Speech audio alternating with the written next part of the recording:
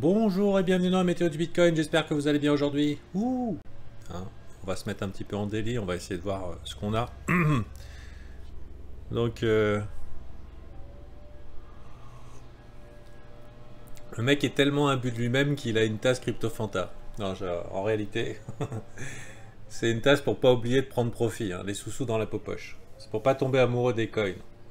Si vous voulez survivre dans ce business, il vaut mieux prendre profit quand le marché vous en donne l'occasion. En daily, c'est un petit peu moche là, ce petit croisement EMA9, EMA18. Souvent, on utilise EMA10, EMA20,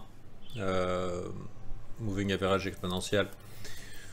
C'est pas bien, c'est une inversion potentielle de la tendance. Mais ça n'exclut pas un potentiel rebond, justement, pour venir les toucher. Hein. Et pourquoi pas tout inverser, hein. Après tout, on est dans un giga bull market de l'infini. Et les gens ont franchement eu peur. Alors, primo, la clôture daily est plutôt pas mal. La clôture daily était plutôt pas mal. Pourquoi? Parce que c'est un tweezer bottom. C'est un pattern de candlestick. C'est un petit peu tôt pour prendre une décision, mais c'est déjà quelque chose qu'on veut voir. On veut voir quelqu'un qui défend une zone. Ce qu'on ne veut pas voir, c'est depuis l'ouverture ce matin, le marché qui vient dans cette zone, justement. C'est défendu, c'est pas défendu, bordel. Donc, clôture daily encourageante, début de journée plutôt déprimant, même flippant sa race. Cependant, moi personnellement j'ai un petit setup qui m'indique que dans la journée, ou en tout cas dans les jours qui viennent, un rebond dans les 62 700, voire 64 000 ne serait pas stupido. Hein. Alors bien sûr ça peut encore chier. On a clairement une baston de baleine, hein. C'est pas nous, hein, que ça engage ici cette baston, hein. Je vais, tu vas pas, tu vas pas, il y a Bitfinex qui vend, il y a Binance qui achète, hein, globalement, hein. Donc ça nous, c'est pas trop notre business. Et du coup, qui sera le plus fort?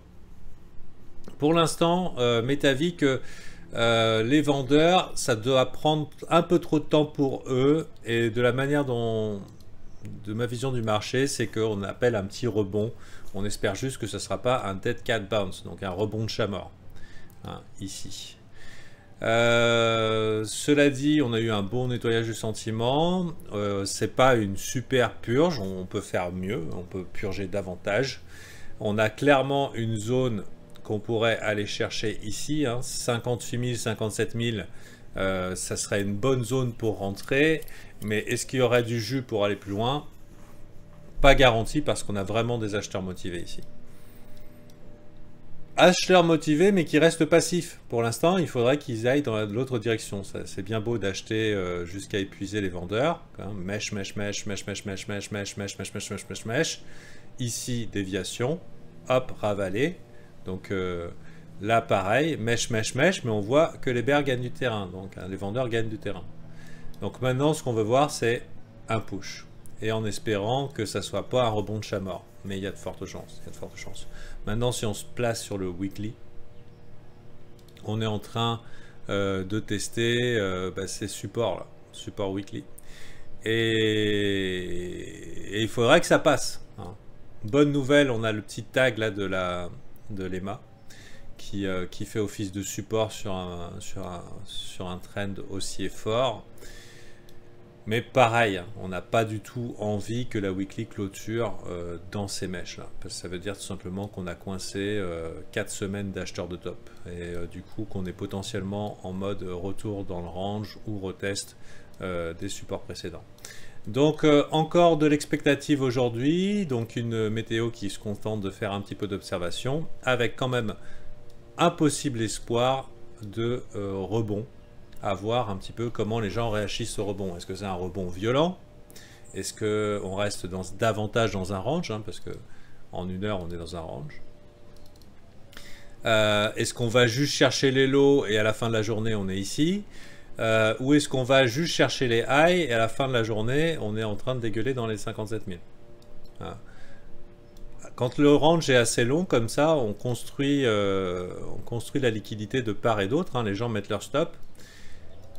Si le marché est baissier, ça ira d'abord vers le bas, vers le haut. Si le marché est haussier, ça ira d'abord vers le bas.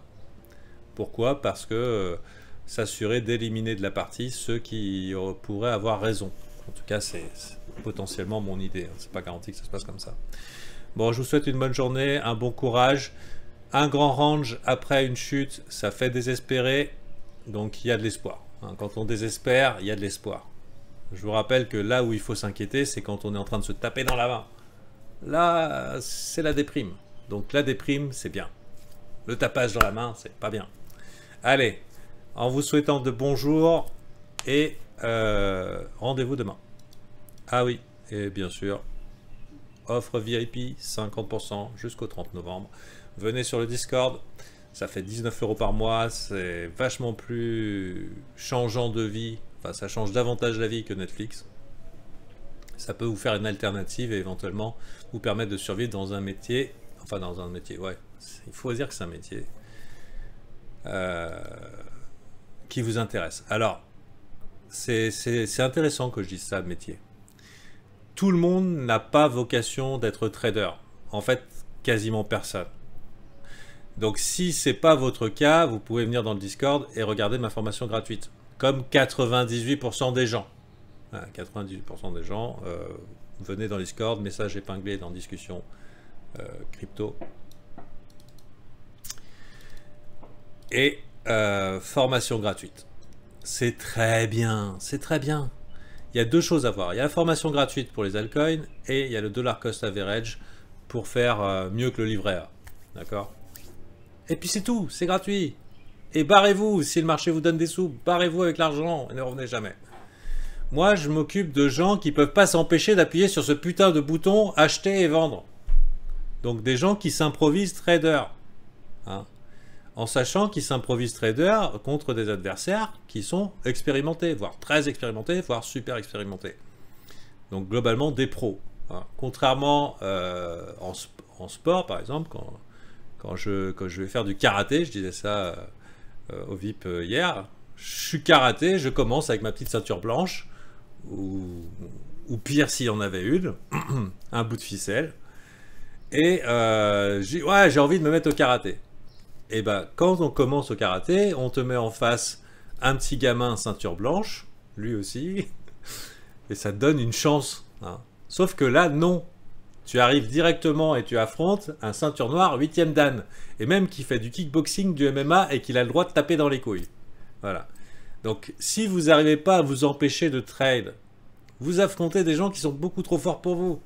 Donc, effectivement, parler de métier, etc., alors que ça ne vous intéresse pas, dans ce cas-là, formation gratuite, investissement long terme, swing trading, etc. Mais si vous êtes confronté au marché quotidiennement, parce que vous aimez ça, eh ben, donnez-vous une chance de réussir. Et là, du coup, mon service fait sens. Voilà. Sur ce, je vous souhaite plein de bonnes choses. Et puis sinon, voilà quoi. On s'entraîne dans la tâche de Burn. Tout à fait. Hein, des couilles en béton. Allez, au revoir.